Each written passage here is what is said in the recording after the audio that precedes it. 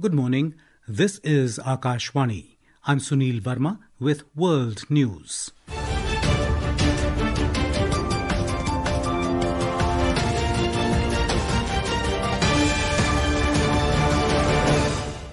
The headlines. Former Prime Minister of Bangladesh, Sheikh Hasina, raises alarm over lawlessness, insecurity and persecution of minorities in Bangladesh.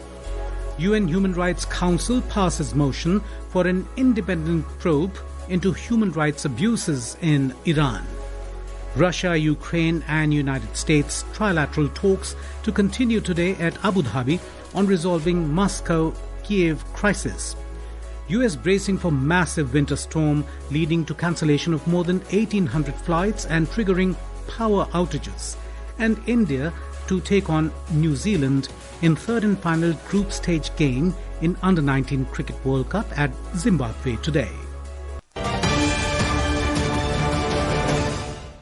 Former Prime Minister of Bangladesh, Sheikh Hasina, has said that Bangladesh is facing lawlessness, insecurity and persecution of minorities with mob violence and extremism spreading nationwide.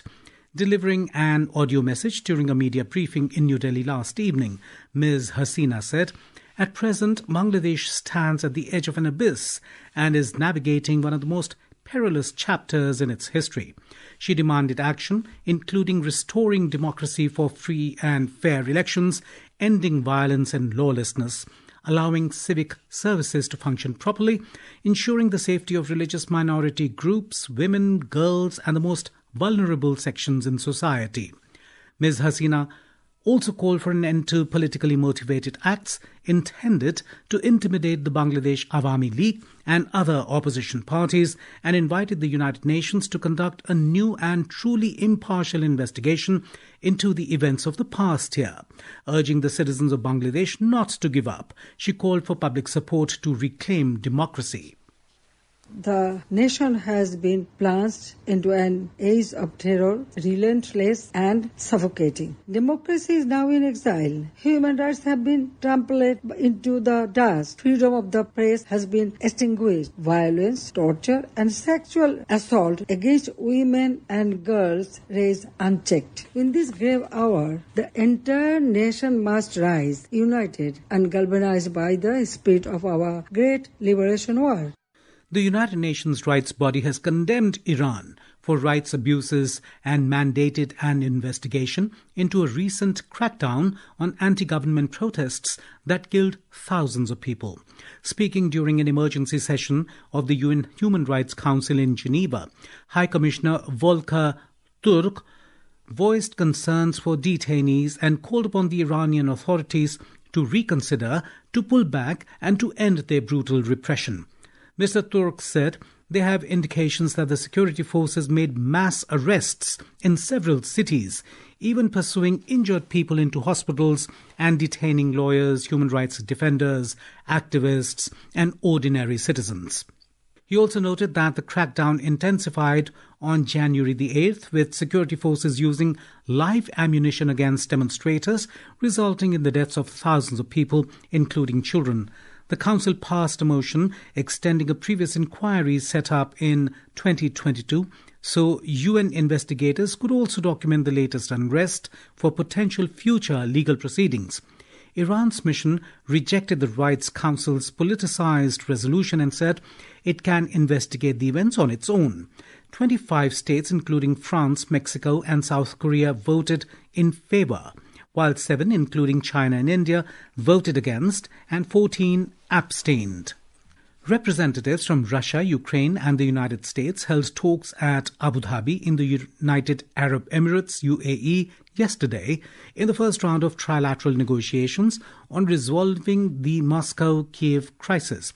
The meeting was attended by all three countries since the conflict between Russia and Ukraine began nearly 4 years ago. US officials said the talks were productive and will continue today as well, while Ukrainian President Volodymyr Zelensky said Russian President Vladimir Putin must be ready to end the war he started. However, the key sticking point remains territorial issues, including Russia's demand that Ukraine give up the 25% of the Donetsk region, which Kiev still controls. The trilateral meeting comes following a long meeting between President Vladimir Putin and U.S. envoys Steve Witkoff and Jared Kushner in Moscow, which Russia described as useful. In the United States, police arrested about 100 clergy demonstrating against President Donald Trump's increased immigration enforcement at Minnesota's largest airport yesterday. It comes as thousands of people braved bitter cold to march through the streets against Trump's administration immigration crackdown across the state. Metropolitan Airports Commission spokesman Jeff Lee said the clergy were issued misdemeanor citations of trespassing and failure to comply with a peace officer and were then released. The protests are part of a broader movement with labor unions, progressive organizations and clergy urging Minnesotans to stay away from work, school and even shops. On the other hand, the United Nations Human Rights Chief, Volker Turk, has condemned the repeated use of unnecessary or disproportionate force in U.S. immigration enforcement. Mr. Turk expressed shock at the now routine abuse and denigration of migrants and refugees. U.S. President Donald Trump has slammed Ottawa for rejecting his proposed Golden Dome missile defense project over Greenland, even though the system will protect Canada. In a social media post, President Trump said Canada has instead voted in favor of doing business with China, warning that Beijing can eat them up within a year. It comes as the United States neighboring country choose closer ties with China over U.S.-backed security. President Trump's outburst comes amid escalating tensions between the U.S. and its northern neighbor, following recent remarks by Canadian Prime Minister Mark Carney at the 56th annual summit of the World Economic Forum in Davos. This is Akashvani. You're listening to World News.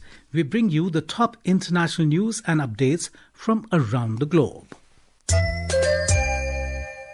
The United States is bracing for a massive winter storm that has already led to the cancellation of more than 1,800 flights, disrupting travel across several regions and triggering power outages amid biting cold across the country. Schools in Chicago and other Midwestern cities closed yesterday as the storm began, affecting roughly half the country from Texas to New England. Forecasters warn the storm could cause damage rivaling a hurricane, with power outages, ice-coated roads and hazardous travel.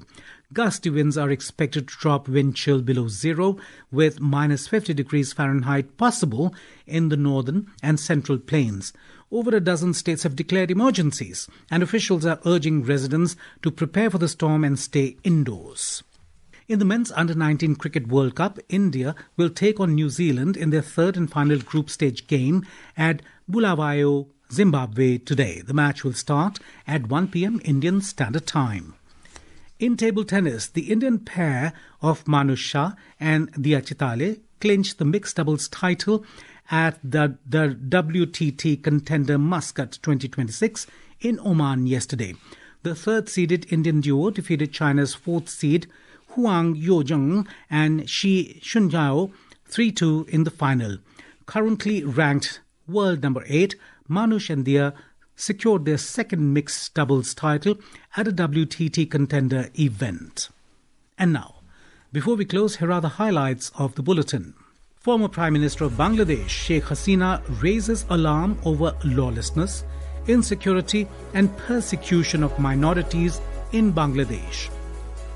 UN Human Rights Council passes motion for an independent probe into human rights abuses in Iran.